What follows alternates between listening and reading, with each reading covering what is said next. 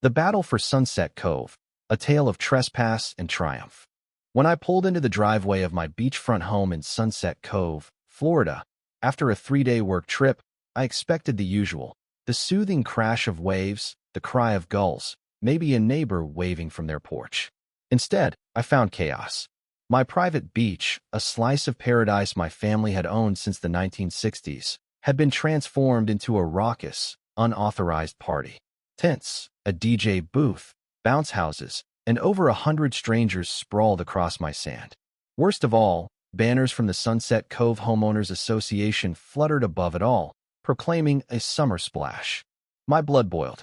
This wasn't just a party, it was an invasion. I'm Jack Thornton, a 52-year-old coastal engineer who values peace and respects the law. That day, as I stared at the mess on my property, I knew I was about to wage a war to take back what was mine. The culprits?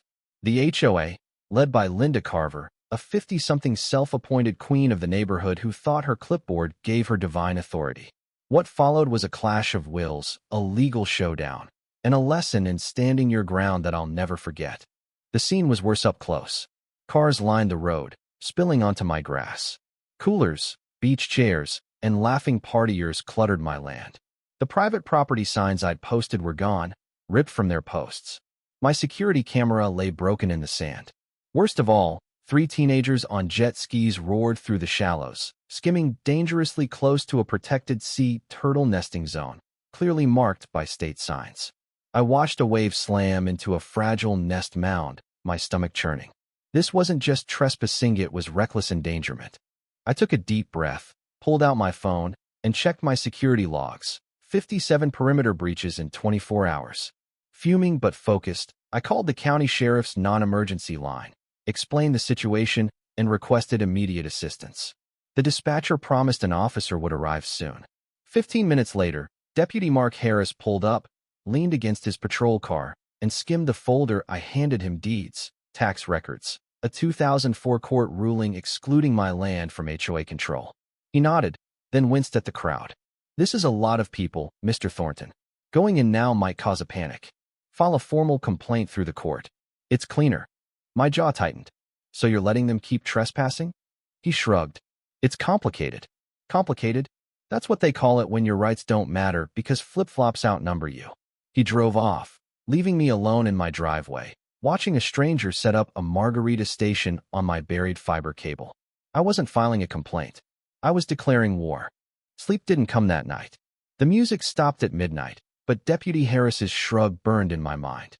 By dawn, I was pacing with cold coffee and a stack of legal documents, plotting my next move.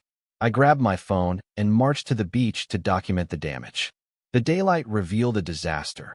Beer cans half buried, illegal fire pits smoldering, a deflated bounce house sprawled over a dune. The turtle nesting area was a wreck, signs trampled, ropes yanked out, tire tracks cutting through an active nest. Then I saw her, Linda Carver, lounging under an HOA canopy like royalty, her white visor gleaming. She spotted me and raised her cocktail glass. "Morning, Jack. Back from your fancy getaway." I didn't smile. "You're on my land, Linda. You've torn down my signs, damaged my fencing, and let jet skis tear through a protected nesting zone. This ends now." She laughed, mock-shocked. "Oh, Jack, don't be so dramatic. It's just a beach. Let people enjoy it. We're building community." I stepped closer. "You're trespassing, destroying property, and breaking federal environmental laws. This isn't a party, it's a crime scene." She waved a crumpled paper from her bag, claiming it was an HOA resolution for community events. I scanned it.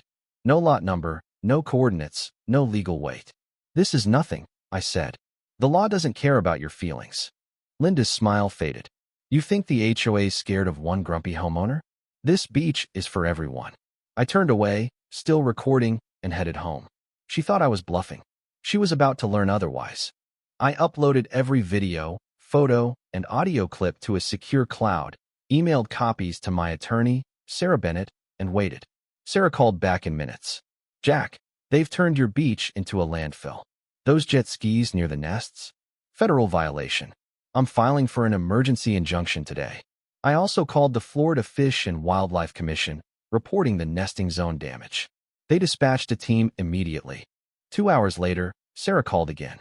The judge had issued a temporary restraining order barring the HOA from using my property. I printed 4 copies and met the FWC agents at my driveway. They documented tire tracks, trampled nests, and an unlicensed food vendor grilling near the dunes. They confiscated his cooler, leaving him stunned. I tore down an HOA banner myself, stuffing it into a trash can with grim satisfaction. The FWC's report was damning. Environmental damage, wildlife law violations, and a call for sheriff enforcement.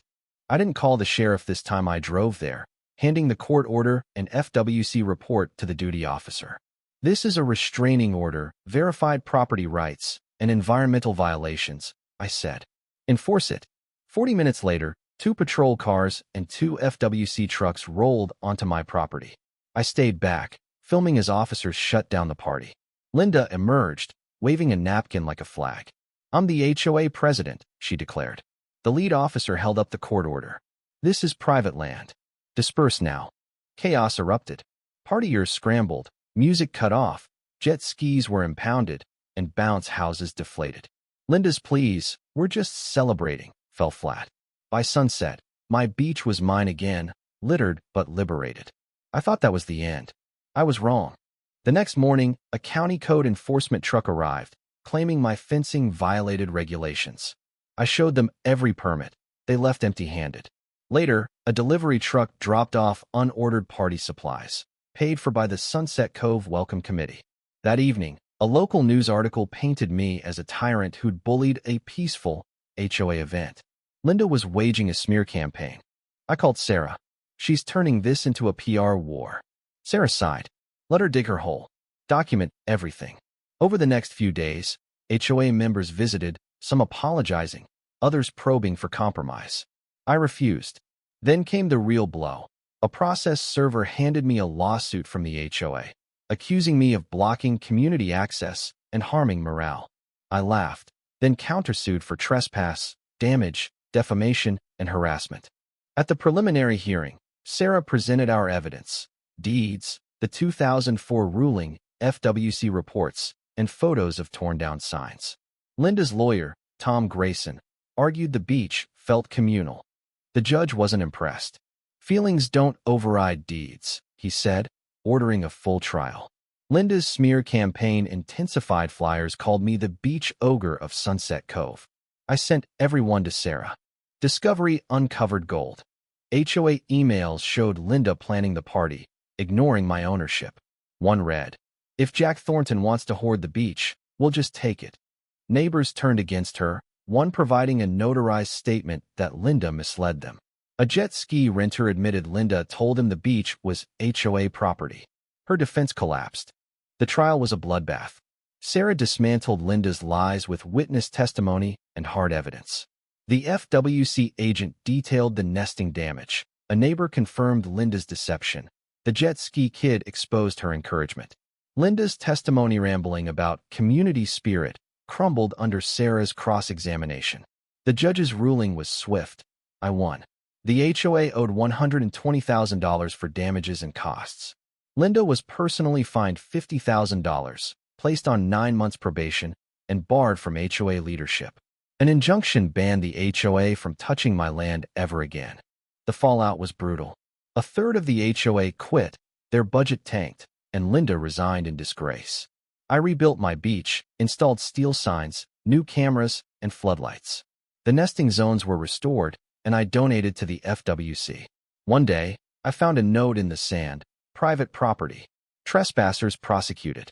A neighbor's gesture, maybe. I left it there.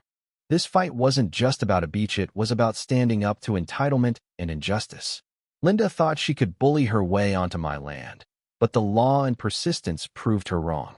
I'm back to enjoying my sunsets, coffee in hand, knowing I fought and won. What do you think?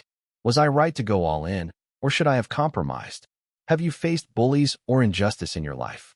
Share your thoughts in the comments side. Love to hear your perspective on standing up to those who cross the line.